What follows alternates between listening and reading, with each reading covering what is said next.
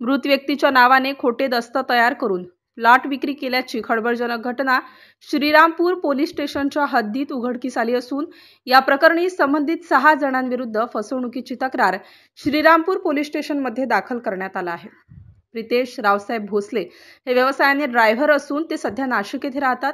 त्यांचा लहान भाऊ संकेत भोसले याचा 12 जून 2024 रोजी अपघातात मृत्यू झाला आहे। मृत संकेतने 2023 मध्ये श्रीरामपूर येथील शिरसगाव मधील गट नंबर 119-15 या प्लॉटची खरेदी केली होती। संबंधित मालमत्तेची सर्व कागदपत्रे आपल्या मित्र व व्यावसायिक भागीदारी आछडा उर्फ बंटी यांच्याकडे ठेवली आहेत। संकेतच्या मृत्यूनंतर त्या मालमत्तेचा फेरफार उतारा काढण्यात आला असता त्याच्या नावाच्या ऐवजी विद्या दादासाहेब क्षीरसागर यांचे नाव नमूद असल्याचे आढळल्याने प्रितेश भोसले यांचा संशय बळावला। तपासणी दरम्यान भरत आछडा याने मृत संकेतच्या नावाने खोटे दस्तऐवज तयार करून अज्ञात इसमाला संकेतच्या जागी उभे करून सदर प्लॉट विक्री केल्याचे स्पष्ट झाले। यामध्ये इतर 4 जणांचा सहभाग असून त्यांनी बनावट खरेदी खतावर साक्षीदार म्हणून सही केली आहे।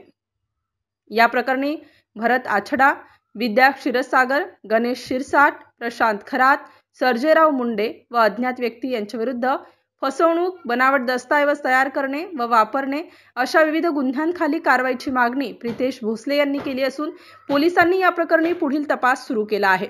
MCN न्यूज मराठीकरिता मुक्ताराम बागुल, नांदगाव। यासाठी मी व माझी आई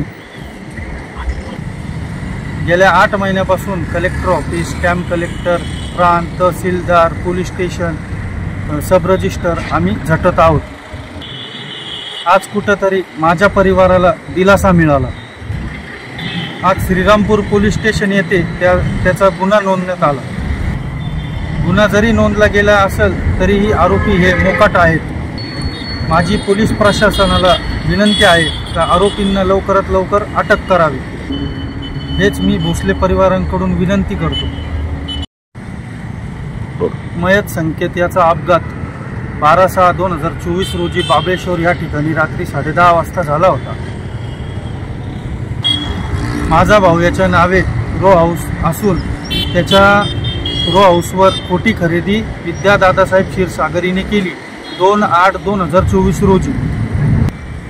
यासाठी माझी आई व मी। नमस्कार, माझं नाव संभाजी कडवे। मयत संकेत रावसाहेब भोसले याच्या न्यायासाठी आम्ही कलेक्टर ऑफिस, प्रांत, सब रजिस्टर यांच्याकडे फिरून 8 महिन्यापासून आम्हाला कुठंतरी थोडासा दिलासा भेटला आणि पोलीस स्टेशन PI ठोंबरे साहेबांना आज गुन्हा नोंदवून घेतला, त्यांचा आदेश, आणि कुठंतरी आम्हाला थोडासा अजून बाकी आहे आणि आरोपी अजून पण आज मोकाट फिरू राहिले। हा गुन्हा नोंद करेलचा कागद आहे हा।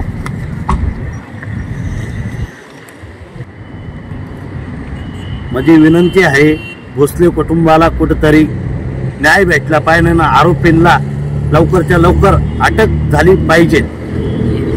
नमस्कार।